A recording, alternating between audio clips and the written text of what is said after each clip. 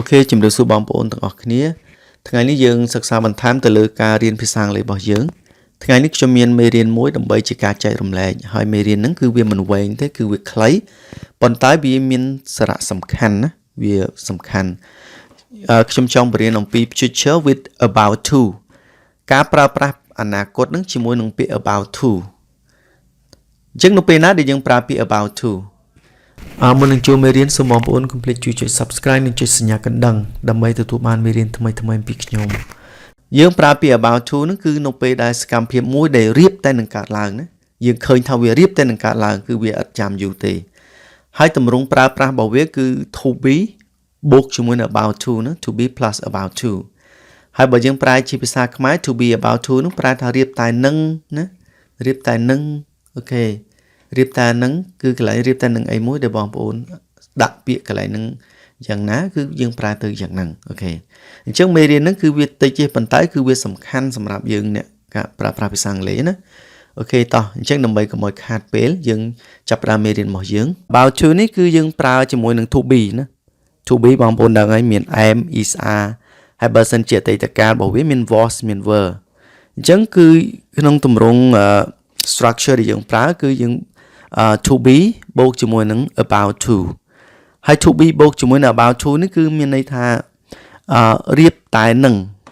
អញ្ចឹងយើងប្រើវាជាមួយនឹងប្រយោគអនាគតកាលដែលរៀបតែនឹងធ្វើឲ្យមួយ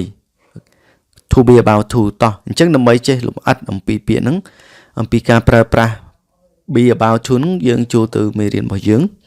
នេះគឺជាការប្រើប្រាស់របស់វាគេថាម៉េចនេះអញ្ចឹងនេះគឺជានិយមន័យនៃការប្រើប្រាស់ពាក្យ about to we can use about to when we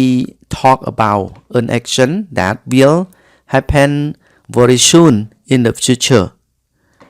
អញ្ចឹងក្នុងនេះគេសេថាម៉េច we can use យើងអាចប្រើប្រាស់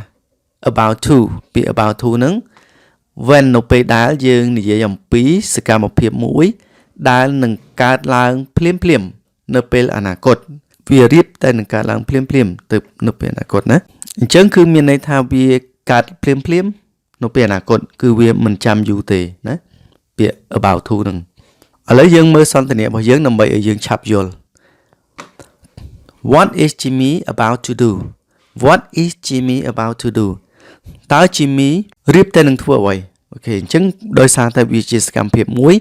ដែលតាក់ទងជាមួយនឹងអ្វីដែលនឹងកើតឡើងឆាប់អញ្ចឹងក្នុងភាសាខ្មែរយើងបន្ថែមពាក្យថារៀបតែនឹងណារៀបតែនឹង What is Jimmy about to do តើ Jimmy រៀបតែនឹងធ្វើអ្វី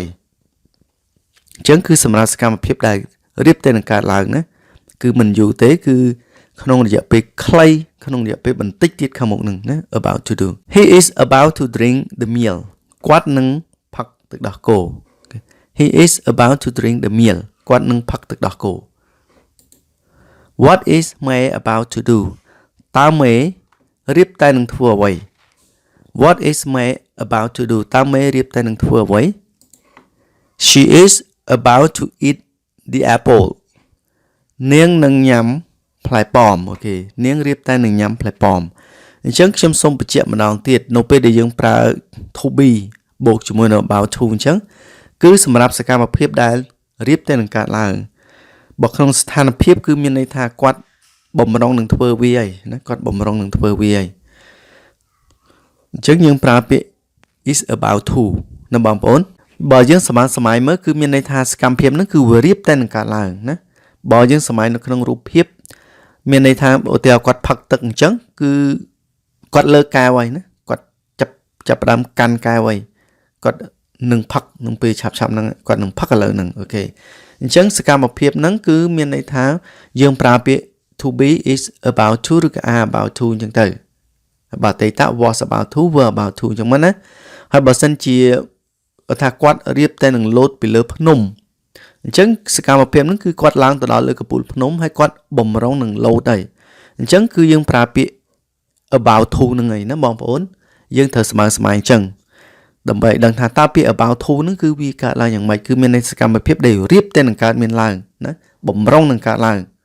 បំរុងនឹងធ្វើអញ្ចឹងគឺយើងប្រើ to be បូកជាមួយនឹង about to អូខេយើងមានសំណួរបន្ទាប់ What is Mrs. Lee about to do What is Mrs. Lee about to do តើលោកស្រី Lee ហ្នឹងឬក៏អ្នកស្រី Lee ហ្នឹងបំរុងនឹងធ្វើអ្វីអូខេអញ្ចឹងពាក្យ about to ហ្នឹងបងប្អូនអាចប្រែថារៀបតែនឹងឬក៏បំរុងតែរៀបតែបំរុងតែណាអូខេដើម្បីឲ្យវាសមទៅនឹងន័យរបស់វា What is Mrs. Lee about to do តើអ្នកស្រី Lee ហ្នឹងបំរុងនឹងធ្វើអ្វី She is about to cut the cake នាងបំរុងនឹងកាត់នំខេកអញ្ចឹងនៅពេលដែលគេប្រើ about to ហ្នឹងគឺមានន័យថាសកម្មភាពហ្នឹងគាត់ប្រុងនឹងកាត់ហើយមានន័យគាត់ចាប់ផ្ដើមកាន់កបិតណាគាត់ចាប់ផ្ដើមកាន់កបិតគាត់លើកកបិតណាអញ្ចឹងគឺសកម្មភាពហ្នឹងគឺវាអញ្ចឹងណាប៉ុន្តែវាអត់ទាន់កើតឡើងទេពេលយើងពងនិយាយហ្នឹងប៉ុន្តែវារៀបតែនឹងកើតអញ្ចឹងយើងត្រូវសម័យឃើញអញ្ចឹងណាយើងប្រើពាក្យ about to What is Mr. Lee about to do What is Mr. Lee about to do តើលោក Lee នឹងបំរុងនឹងធ្វើអ្វី He is about to lick the ice cream គាត់បំរុងនឹងលិតការ៉ាមអូខេអញ្ចឹង He is about to lick the ice cream គាត់បំរុងនឹងលិតការ៉ាមអញ្ចឹងពាក្យ about to ហ្នឹងគឺបំរុងឬក៏រៀបតែនឹងគេធ្វើឲ្យមួយអញ្ចឹងពាក្យ lick គឺមានន័យថាលិតណាបងប្អូន the ice cream ការ៉ាមយើងមានសំណួរបន្ទាប់ What is Jimmy about to do តើ Jimmy បំរុងនឹងធ្វើអ្វី He is about to jump into the pool គាត់បំរុងលោតចូលទៅក្នុងអាងទឹក He is about to jump into the pool គាត់បំរុងលោតចូលទៅក្នុងអាងទឹកអញ្ចឹងពាក្យinto នេះគឺមានន័យថាចូលទៅក្នុងឲ្យមួយណាហើយពាក្យ jump នេះលោតpool អាងទឹកបងប្អូនដឹងណា What is the cat about to do តើឆ្មាបំរុងនឹងធ្វើអ្វី What is the cat about to do តើឆ្មាបំរុងនឹងធ្វើអ្វី It is about to climb the tree It is about to climb the tree វាបំរុងឡើងដើមឈើ It is about to climb the tree វាបំរុងឡើងដើមឈើ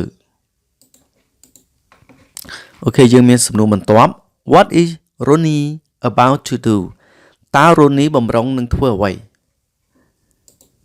He is about to color the picture He is about to color the picture គាត់បំរុងនឹងផាត់ពណ៌រូបភាពអញ្ចឹងពាក្យ color នេះគឺបើជា noun ប្រែថាពណ៌ណាពណ៌ហើយបើសិនជា verb យើងអាចប្រើវាជា verb បានណាមានន័យថាផាត់ពណ៌ឬក៏លាបពណ៌ He is about to color the picture គាត់បំរុងនឹងលាបពណ៌រូបភាព What is Rhonda about to do តើ Rhonda បំរុងតែនឹងធ្វើអ្វី She is about to paint the picture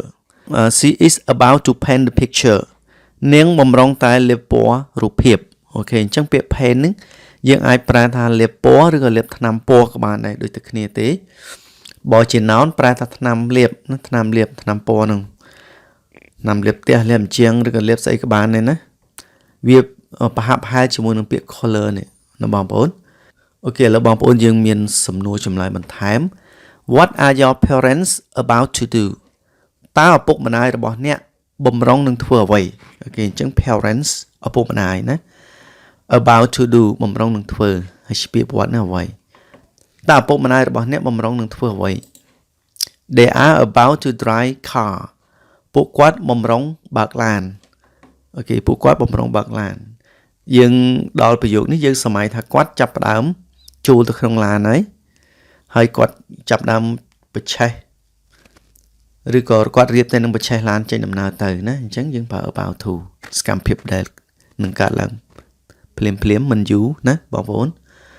They are about to drive car ពួកគាត់នឹងបើកឡាន What are you about to do What are you about to do តើអ្នកបំរុងតែនឹងធ្វើអ្វី I am about to take a bus ខ្ញុំបំរុងតែនឹងងូតទឹកខ្ញុំបំរុងតែនឹងងូតទឹកអូខេអញ្ចឹងពាក្យ take a bus នឹងងូតទឹកអូខេអញ្ចឹងបងប្អូនគឺមេរៀននឹងខ្លីប៉ុណ្ណឹងសូមអរគុណសម្រាប់ការតាមដានទស្សនាហើយបើបងប្អូនគិតថាមេរៀននេះមានប្រយោជន៍សូមកុំភ្លេចចុច Subscribe និងចុចសញ្ញាកណ្ដឹងដើម្បីទទួលបានមេរៀនក្រោយៗ ជូនពរលោកអ្នកមានសុខភាពល្អបាយបាយ